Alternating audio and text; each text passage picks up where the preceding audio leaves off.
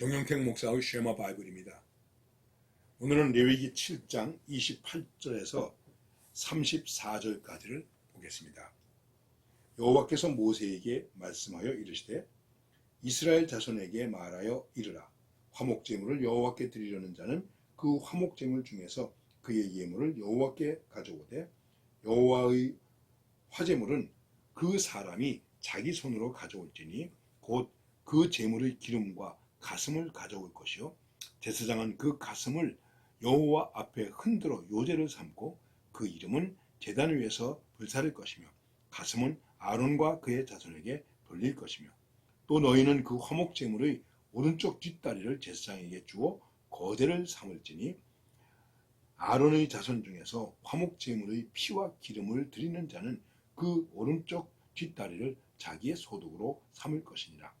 내가 이스라엘 자손의 화목제물 중에서 그 흔든 가슴과 또 뒷다리를 가져다가 제사장 아론과 그의 자손에게 주었나니 이는 이스라엘 자손에게서 받을 영원한 소득이니라. 오늘 부를 찬송은 408장 나 어느 곳에 있든지 내 마음이 늘 편하다 하는 찬양을 부르시겠습니다.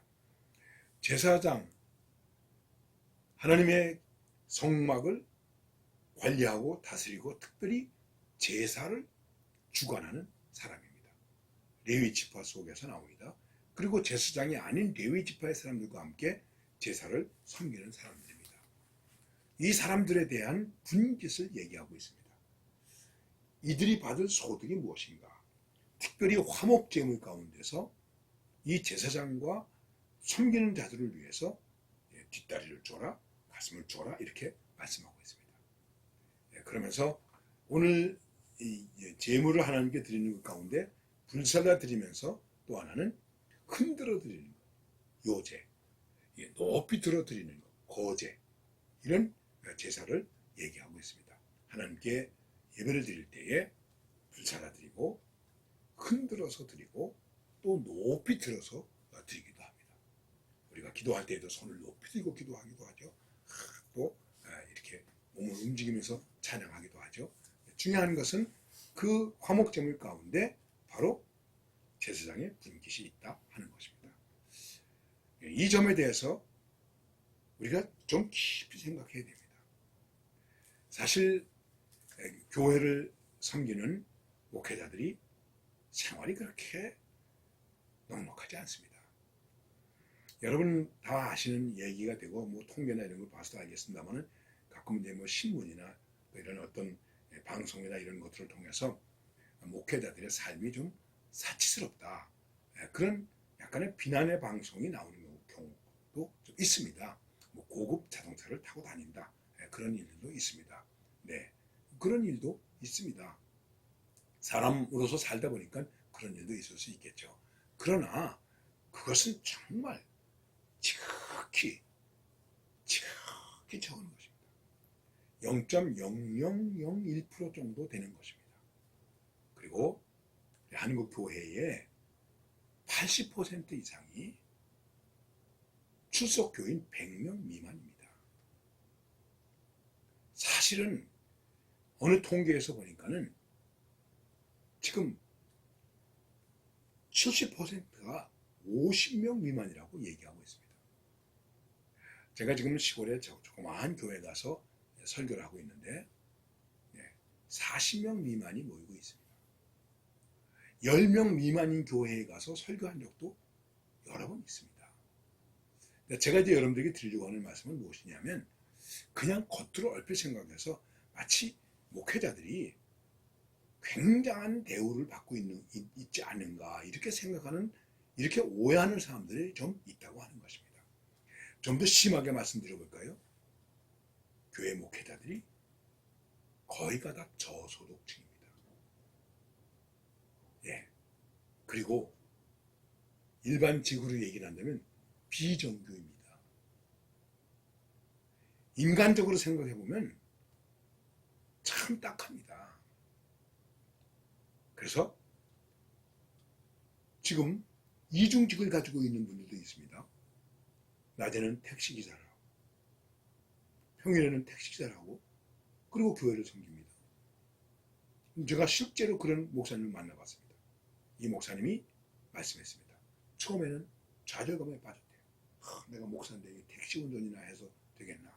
그런데 지금은 아주 자랑스럽습니다. 택시 운전을 하면서 전도하고, 그리고 작은 교회를 섬길 수 있고, 얼마나 좋습니까? 지금도 배달하기도 하고 쿠팡에서 일하기도 하고 그렇게 하면서 목회하고 있는 분들도 상당히 많이 있습니다.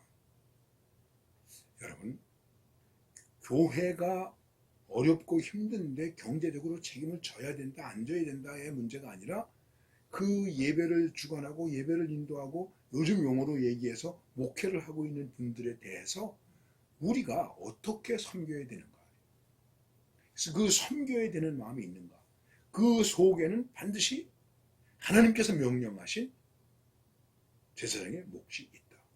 이게 영원히 지켜야 할 규례다. 이렇게 말씀하고 있는 것입니다. 그 점을 깊이 생각해야 됩니다. 행여나 여러분, 우리 교회 목사님을, 우리 교회 교육자를 우리가 뭐 월급을 준다? 이런 생각하지 마십시오. 월급쟁이가 아닙니다. 하나님께서 명령하신 것을 순종하는 거예요. 그리고 하나님께서 배려해 주신 것을 우리는 받는 거예요. 그 많은 재물 가운데서 한 몫을 받는 거예요. 그런 것입니다. 이런 것을 위해서 사랑하고 배려하고 기도하고, 네, 이런 사랑과 배려가 필요한 것이지, 많이 준다, 적게 준다, 많이 받는다, 적게 받는다, 이런 것을 가지고 할 얘기는 아닙니다. 말씀 나온 김에 한 말씀을 더 드린다면, 혹 어떤 분들 가운데서 조금 살기가 힘드니까 불평하는 일도 있을 수 있을 것입니다. 많은 우리가 불평과 원망을 안 하면 더욱 좋겠지만은 그런 부분이 있다고 하더라도 반드시 우리들이 감당해야 할 몫이 있다 하는 것입니다. 제사장은 성전을 섬기는 사람들은 그 성전에서 나온 것으로 자기의 분복을 삼아서 사는 것입니다. 여러분, 많이 이해해 주시고 많이 기도해 주세요. 그리고 예산이 많으냐 적으냐의 문제가 아니라 믿음과 사랑으로 얼만큼 배려하고 따뜻함을 가지고 섬기고 사는가, 필요를 따라 나눌 수 있는가, 이게 중요한 것입니다. 이게 근본 정신입니다. 이 근본 정신을 살려서 하면 하나님이 채우십니다. 기적을 맛볼 수도 있습니다. 우리의 필요를 따라서 하나님께서 우리가 바라는 것 이상으로 충만하게 채워주시는 역사가 일어나게 되는 것입니다. 이러한 믿음의 확신을 가지고 오늘도 우리 예배에 섬기는 일에 최선을 다할 수 있기를